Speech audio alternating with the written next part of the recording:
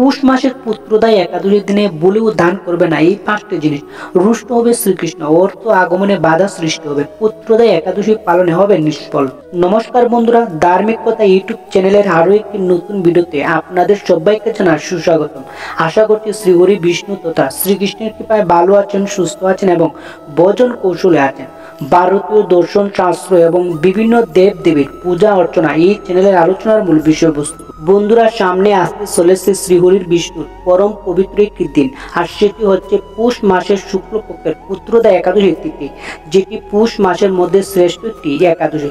যে সকল শ্রী বিষ্ণুর ভক্ত, শ্রীকৃষ্ণের ভক্তরা এই একাদশী ব্রত পালন করবেন বা যারা পালন করবেন না ব্রতটি, তারা অবশ্যই মনে রাখবেন এই পরম পবিত্র মাসের পুত্রদা একাদশীর দিনে এই কয়েকটি জিনিস বলেও দান করবে না, ফলে আপনার পুত্রদা একাদশী ব্রতটি পালনে নিষ্ফল।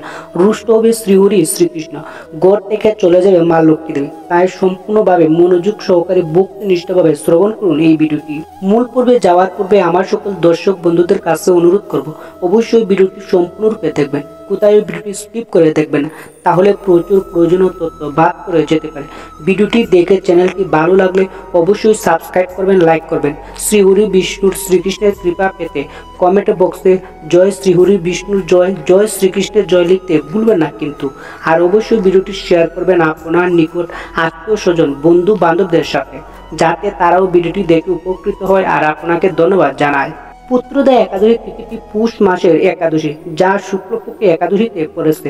পুত্রদা একাদশীর উপবাস বা উপাসনা করলে শ্রী বিষ্ণুর প্রীতি লাভ করা যায় এবং মোক্ষ প্রাপ্তির সহায় হয়। অবশ্যই জানবেন পুত্রদা একাদশীর দিনে কোন জিনিসগুলো দান করা মোটেও শুভ নয়, যেটি আপনার জন্য বিপজ্জনক হতে পারে।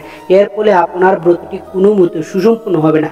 তাই সবকিছু বিস্তারিতভাবে আলোচনা করা হয়েছে, আর আপনাকে অবশ্যই সম্পূর্ণরূপে শ্রবণ করতে হবে যদি আপনারা ব্রতটি পালন করেন শ্রীহরি বিষ্ণুর ভক্তি, শ্রদ্ধার ভালোবাসা দিয়ে।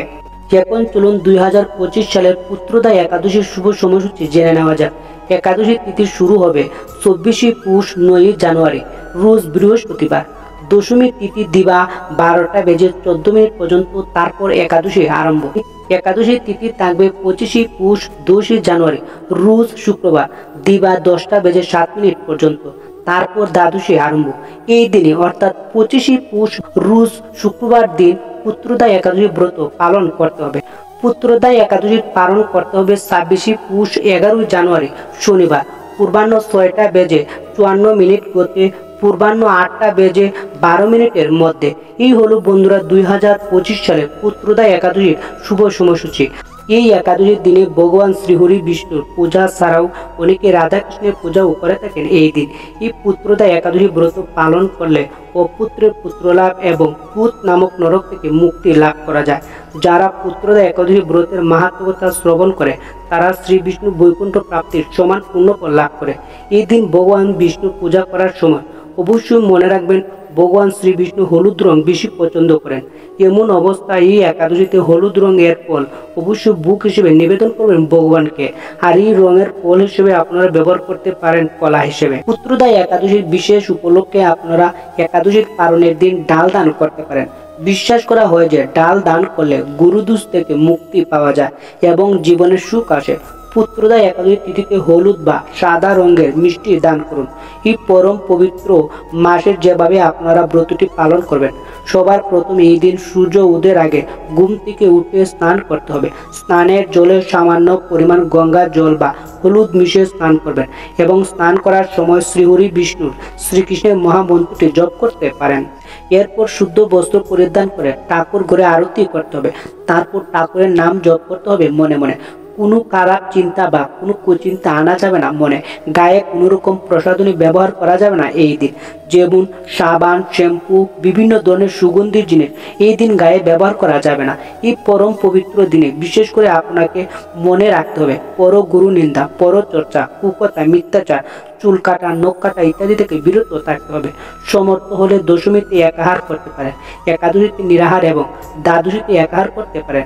আর যদি তা করতে অসমর্থন হন, শুধুমাত্র একাদশীতে পঞ্চ রবি শস্য বাদ দিয়ে ফলমূল গ্রহণ করার বিধানও রয়েছে সনাতন ধর্মশাস্ত্রে। আর অবশ্যই মনে রাখবেন শুক্রবার যেহেতু পুত্রদা একাদশী ব্রতটি পালিত হচ্ছে, তাই অবশ্যই সন্ধ্যাবেলায় কোন জিনিসটি দান করা শুভ নয়। এই পুত্রদা একাদশী ব্রতের দিনে সন্ধ্যাবেলা বাড়ির প্রবেশদ্বার সবসময় খোলা রাখা উচিত। এই সময় ভুল করু কাউকে টাকা দান করবে না। এই দিনে অর্থাৎ শুক্রবার টাকা দান করবে না। সন্ধ্যাবেলায় বাড়িতে মা লক্ষ্মীর আগমন হয়। এমন সময় বাড়িতে কাউকে টাকা দেওয়ার অর্থ হলো মা লক্ষ্মীকে ঘর থেকে বিদায় জানানো। তাই ভুল করু এই দিন সন্ধ্যাবেলায় কাউকে টাকা ধার দিবে না। এই দিন সন্ধ্যাবেলায় কাউকে জাটা দিতে নেই। জাটার সঙ্গে মা লক্ষ্মীর সম্পর্ক রয়েছে, তাই শুক্রবার সন্ধ্যাবেলায় কাউকে জাটা দিবে না। এমন করলে অর্থভাব জড়িয়ে পড়তে পারেন। ধর্মীয় ধারণা অনুযায়ী সন্ধ্যাবেলায় ঘর ঝাড়ু দিলে বা কাউকে জাটা দান করলে মা লক্ষ্মী অনেকটাই রেগে যায়, তাই অবশ্যই সতর্ক থাকবেন। শাস্ত্র মতে বলা হয়েছে সন্ধ্যাবেলায় কাউকে দুধ দিতে নেই। দুধ দই শ্রী বিষ্ণু মা লক্ষ্মী এবং বৃহস্পতির সাথে সম্পর্কযুক্ত, তাই এই দিন অর্থাৎ শুক্রবার দিন সন্ধ্যাবেলা ভুল করু দুধ দই কাউকে দান করবেন না। সন্ধ্যাবেলায় কাউকে দুধ দই দান করলে পরিবার থেকে সুখ সমৃদ্ধি চলে যায়, তাই এই দিন সতর্ক থাকতে হবে সবাইকে। পুত্রদা একাদশীর দিনে ভুল করু সন্ধ্যাবেলা কাউকে হলুদ দেবেন না, কারণ হলুদের সঙ্গে বৃহস্পতির সম্পর্ক রয়েছে। সন্ধ্যাবেলা হলুদ দান করলে বৃহস্পতি দুর্বল হয় এবং ধন ও বৈভবের অভাব দেখা দেয়। অন্যদিকে কুষ্টিতে বৃহস্পতির পরিস্থিতি মজবুত থাকলে জীবনে কখনো কোনো কিছুর অভাব থাকে না। অবশ্যই সন্ধ্যাবেলায় পেঁয়াজ রসুন দান করা নিষিদ্ধ রয়েছে, কারণ কেতুর সঙ্গে এই দুটি বস্তুর সম্পর্ক রয়েছে। জাদু টুনা ও অশুভ শক্তির সঙ্গে কেতু সম্পর্কযুক্ত, তাই বন্ধুরা শুক্রবার সন্ধ্যাবেলায় পেঁয়াজ রসুন দেওয়া অশুভ বলে মনে করা হয়। তাই এই পুত্রদা একাদশীর দিনে সন্ধ্যাবেলায় এই জিনিসগুলো দান করা মোটেও শুভ বলে মনে করা হয় না।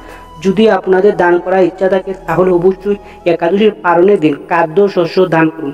এই দিন দান করা শুভ বলে মনে করা হয়।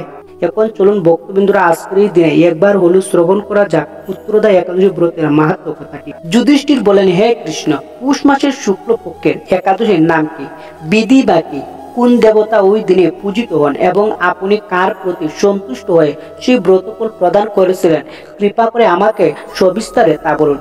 শ্রীকৃষ্ণ বলেন, হে মহারাজ, এই একাদশী পুত্রদা নামে প্রসিদ্ধা। সর্বপাপ বিনাশকারী ও কামদা এই একাদশী অধিষ্ঠাত্রী দেবতা হলেন সিদ্ধিদাতা নারায়ণ। ত্রিলোকে এর মতো শ্রেষ্ঠ ব্রত নেই। এই ব্রতকারীকে নারায়ণ বিদ্বান ও যশস্বী করে তোলে। এখন আমার কাছে ব্রতের মাহাত্ম্য কথা শ্রবণ। ভদ্রাবতী পুরীতে সুকেতুমান নামে এক রাজা ছিলেন। তার রানীর নাম ছিল সৌভা। রাজ দম্পতি বেশ সুখে দিন যাপন করছিল। বংশ রক্ষার জন্য বহুদিন ধরে ধর্ম কর্মের অনুষ্ঠান করেও যখন পুত্র লাভ হলো না, তখন রাজা দুশ্চিন্তায় কাতর হয়ে পড়লেন। তাই সকল ঐশ্বর্যবান হয়েও পুত্রহীন রাজার মনে কোনো সুখ ছিল না। তিনি ভাবতেন, পুত্রহীনের জন্মবিদ্যা ও গৃহশূন্য। পিতৃদেব মনুষ্য লোকের কাছে যে ঋণ শাস্ত্রে উল্লেখ আছে তা পুত্র বিনা পরিশোধ হয় না। পুত্র বাঞ্জনের এ জগতে যশ লাভ উত্তম গতি লাভ হয় এবং তাদের আয়ু আরোগ্য সম্পত্তি প্রভৃতি বৃদ্ধিমান থাকে।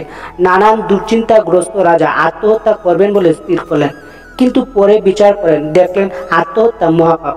এর ফলে কেবল দেহের বিনাশ মাত্র হবে, কিন্তু আমার পুত্রহীনতা তো দূর হবে না। তারপর একদিন রাজা নিবিড় বনে গমন করলেন। বন ভ্রমণ করতে করতে দ্বিপ্রহর অতিক্রান্ত হলে রাজা ক্ষুধা তৃষ্ণায় অত্যন্ত কাতর হলেন। এই দিক ওই দিক জল আদির অনুসন্ধান করতে লাগলেন। তিনি চক্রবাক, রাজহংস এবং নানা রকম মাছে পরিপূর্ণ একটি মনোরম সরোবর দেখতে পেলেন। সরোবরের কাছে মুনিদের একটি আশ্রম ছিল। তিনি সেখানে উপস্থিত হলেন। সরোবর তীরে মণিগণ বেদ পাঠ করছিলেন।